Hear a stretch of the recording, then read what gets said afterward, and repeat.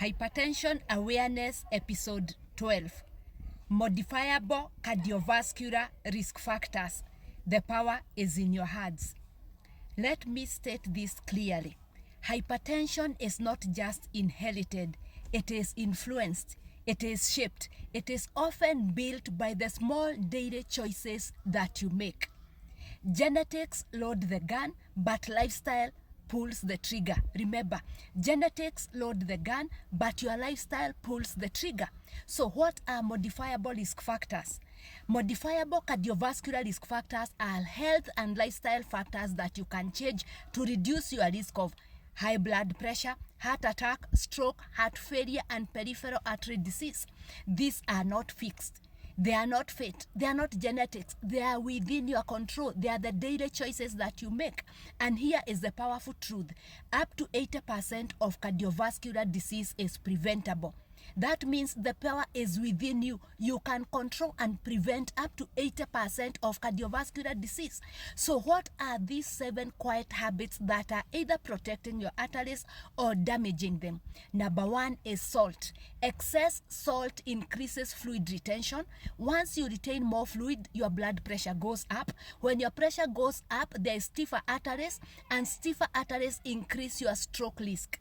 Salt reduction is one of the most powerful population level based interventions. So please reduce your salt intake and remove those salt shakers from the table. Number 2 is obesity. Visceral obesity activates the sympathetic nervous system, stimulating the lungs, and this leads to increase in the pressure.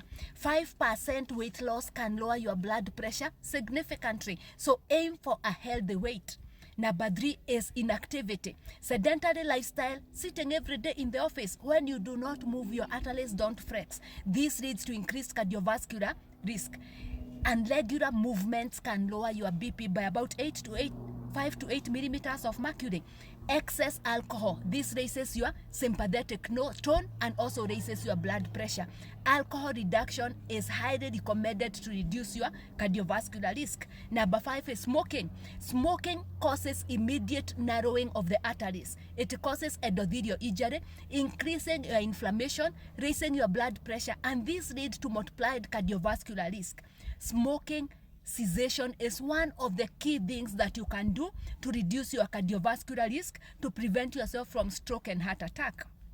Number 6 is chronic stress.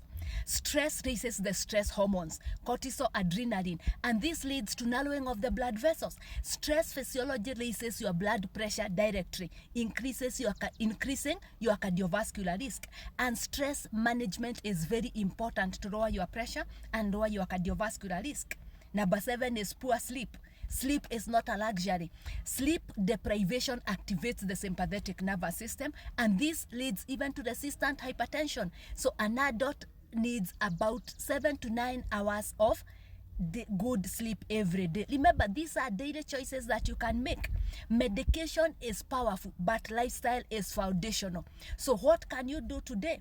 Reduce your salt intake, remove those salt shakers, move daily, be active, protect your waistline, limit the alcohol, stop smoking, have adequate sleep, proper stress management, small, consistent daily choices that can make a big difference. Remember, we have said genetics load the gun, but lifestyle pulls your trigger. You cannot do anything about your family history, but the daily choices you make, the salt you take, adequate sleep, exercise, lowering your weight, all these are in your control. So what of those 7 habits do you struggle with most? Let us talk. Remember, genetics load the gun, but lifestyle pulls the trigger. The small daily choices you make every day make a big difference in reducing your cardiovascular risk. Stay tuned for our next episode where we talk about non-modifiable risk factors, understanding your baseline risk. Dr. Muthui-Mutua, saving lives one heart at a time.